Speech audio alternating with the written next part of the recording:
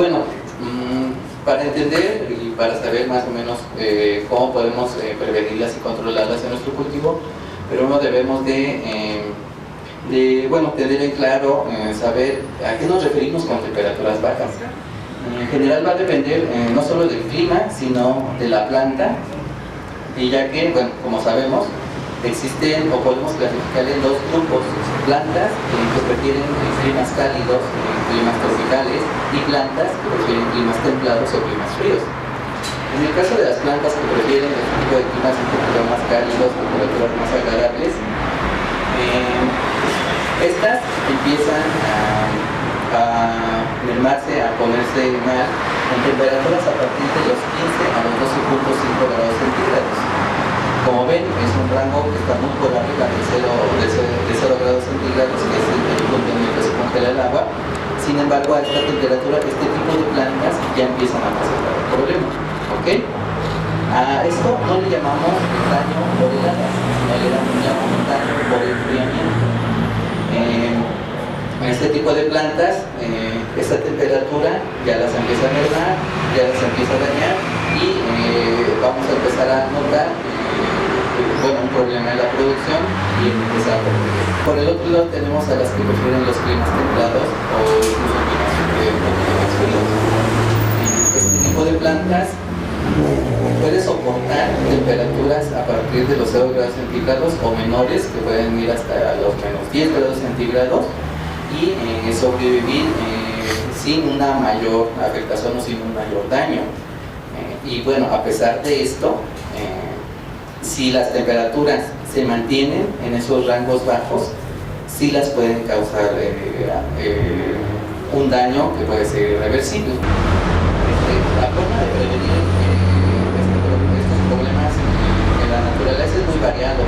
A veces las plantas tienen estructuras en sus hojas, en sus tallos, para acumular escarcha. La escarcha, a pesar de que el hielo tiene grandes burbujas de agua, lo que provoca es tener grandes burbujas de aire, lo que provoca es hacer una estancia a la temperatura, y eso hace que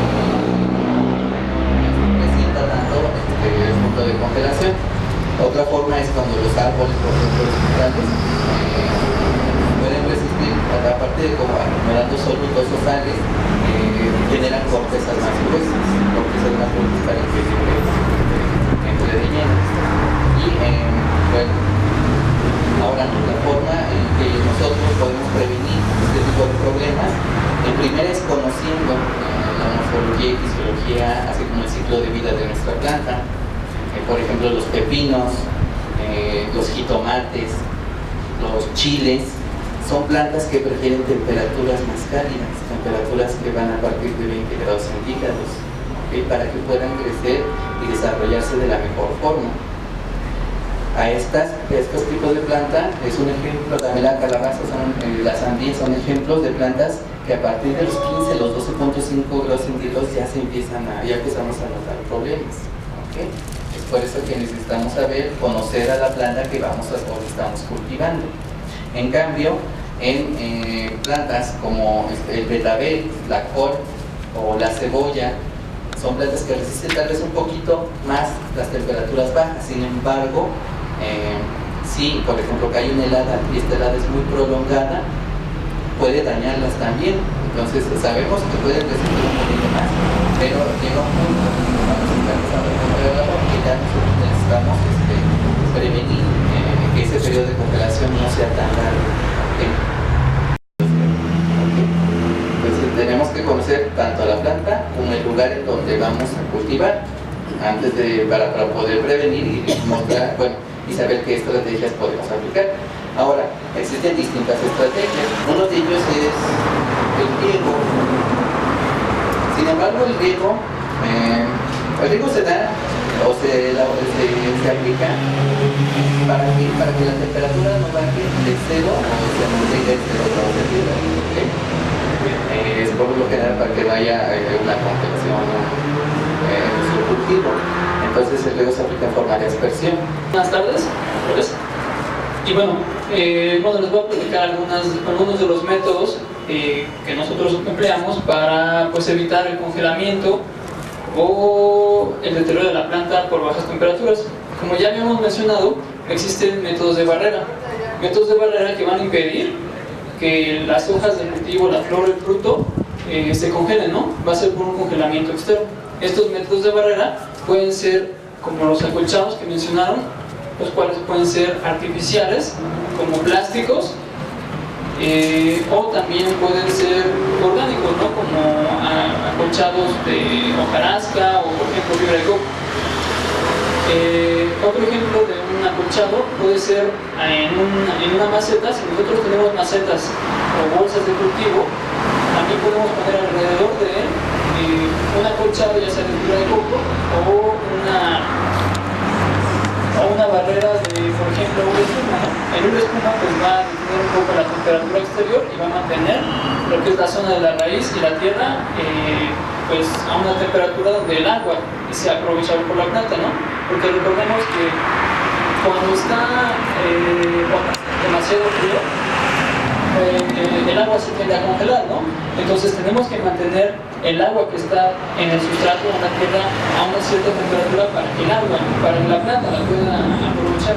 Otro tipo de barreras, por ejemplo, son ya estructuras más complejas, como pueden ser invernaderos o simplemente puede ser una lona, ¿no? Al momento de poner ustedes una lona arriba del cultivo, pues van a impedir que el agua nieve caiga directamente en las hojas, ¿no? Y eso pues va a impedir que se quemen las hojas, ¿no? Otro tipo de barreras físicas pueden ser la malla antiheladas.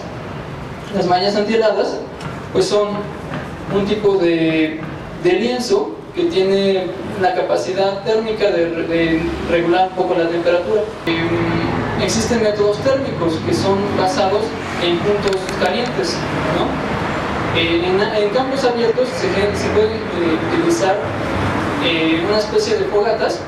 Por ejemplo, cuando hace mucho frío se pueden hacer fogatas alrededor del cultivo para generar una cortina caliente y evitar el paso del frío de un lado, para que el área donde está el cultivo no se enfríe demasiado. Pueden ser fogatas o cortinas de humo. Estos métodos pues han sido utilizados mucho tiempo antes bueno, desde hace muchísimo tiempo, ¿no? Un método térmico ya dentro de los invernaderos es el uso de calefactores.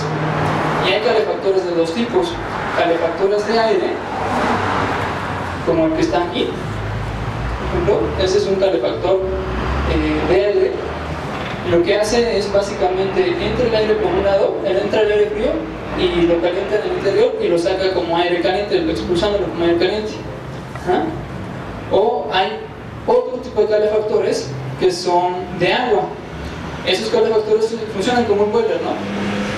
Ustedes tienen un contenedor donde se calienta mucho el agua y el calefactor va a aventar el agua caliente a lo largo de todo el invernadero. Puede ser por la línea de riego o puede ser por tuberías específicas, ¿no? Para que estén colocadas ya sea en las paredes o entre las líneas de cultivo. Realizamos su presencia, los esperamos dentro de la próxima semana para ver un taller sobre cómo realizar composta casera.